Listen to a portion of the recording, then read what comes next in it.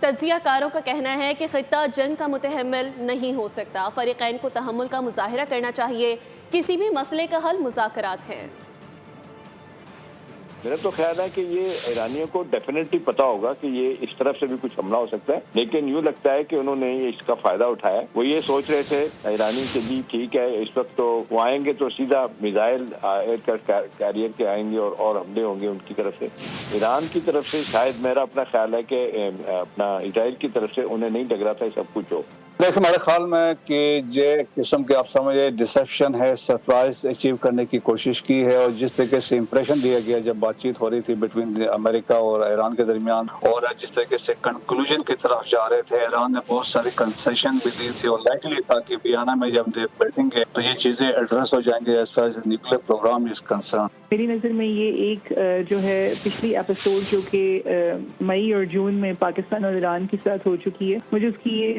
ری enactment نظر آ رہی ہے، ایک ڈفرینٹ۔ آپ دیکھیے کہ اسرائیل اور انڈیا کے معاملات جو ہے وہ بہت گرم جوشی کی طرف جا رہے ہیں، ان کی ملاقاتیں بھی ہوئی ہیں اور دونوں نے بہت خیر خواہی کے پیغامات دیے ہیں طالبان گورنمنٹ کے لیے۔ یہ اسٹرائکس تھے ایک مہینے سے، جو میں اپنے کامنٹس میں یہ کہہ رہا تھا کہ یہ جو ہے نا، اگر یہ مذاکرات میں میجر کنسیشن ایران نے نہیں دی تو پھر یہ اسٹرائکس ہوں گی۔ کچھ دن پہلے بھی میں نے کہا تھا کہ لگ رہا نہیں ہے کہ ایران وہ کنسیشن دے گا جو وہ چاہتے ہیں، تو پھر اسٹرائکس ہی ہوں گی، اور وہی ہوا۔ وارننگ سائن تو نہیں ہے، کیونکہ ظاہر ہے امریکہ نے اس وقت جنگ کے اندر حصہ لے لیا ہے۔ جب امریکہ نے اس جنگ میں حصہ لے لیا ہے اور انہوں نے ایئر اسٹرائکس کر رہے ہیں، تو ظاہر ہے اصل فیصلہ جو ہے اس بات کا تعین جو ہے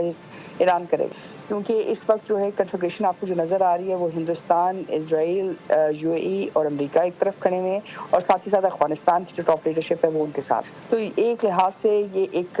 مطلب آرڈر آف بیٹل ہے جو انہوں نے کریٹ کیا ہے۔ ابھی پریزیڈنٹ ٹرمپ کا سٹیٹمنٹ آیا ہے، وہ انتہائی سخت سٹیٹمنٹ ہے۔ انہوں نے وہ تمام باتیں گنوائیں 40 سال کی جو زیادتیاں ان کی نظر میں تہران کی اس رجیم نے امریکہ کے ساتھ کی ہیں، اور انہوں نے کہا کہ یہ ہمیشہ امریکہ کو تہس نہس کرنے کی بات کرتے ہیں، لہٰذا ہم نے بالکل قوی فیصلہ کر لیا ہے کہ ہم ان کا نیوکلیئر پروگرام بھی تباہ کریں گے اور ہم ان کا میزائل پروگرام بھی تباہ کریں گے۔ شروعات اسرائیل نے کی ہے، اور میرا خیال ہے کہ اس کو پایہ تکمیل تک امریکہ پہنچائے گا۔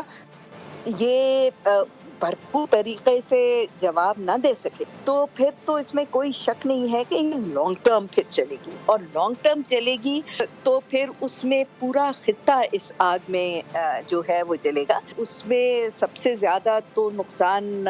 بیسیکلی ہمیں ہوگا، کیونکہ ہمارا بہت بڑا بارڈر ہے ایران کے ساتھ۔ ایران کے ساتھ ہائٹ اٹیک کی ایران میں کانورسیشن چل رہی تھی تو قطر کی یہ سب کچھ ہوگا، ایران نے بہت ساری چیزوں پہ ایگری کر لیا تھا۔ کل رات کے جو ٹرمپ ایڈمنسٹریشن کی بیانیاں تھیں اور بیانات سے اس سے واضح ہو رہا تھا کہ امریکہ نے اس چیز کے اوپر ایگری کر لیا ہے کہ اب انہوں نے ہر صورت ایران میں اسٹرائک کرنی ہی کرنی۔ سبسکرائب کریں اور بیل دبائیں تاکہ کوئی خبر رہ نہ جائے۔